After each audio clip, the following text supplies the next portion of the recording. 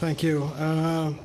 From our point of side, I must start by saying that I think we all agree that the Schengen system has been very beneficiary for Europe as a whole, and it's very important that we do everything that we can to uphold the principles and the system.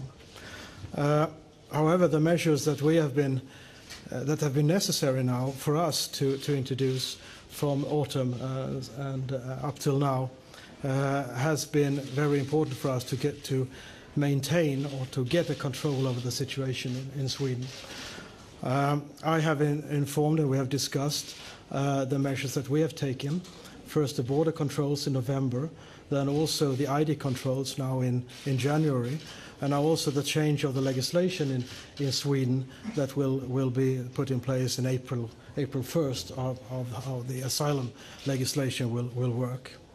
I think we all agree that the necessary measurement that we had to introduce should not be put in place longer than we need, and that's very, very important for us, because we also want to have a smooth exchange of people around, to be moving around in Europe.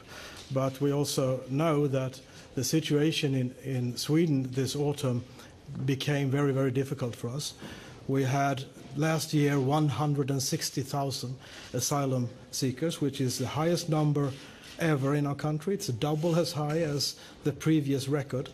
And if I just count the last 4 months in Sweden, we had 115,000 asylum seekers in Sweden in 4 months. And if I just count the unaccompanied children and minors, there came 26,000 unaccompanied minors and children to Sweden. And that is 1,000 school classes arriving in Sweden in 4 months.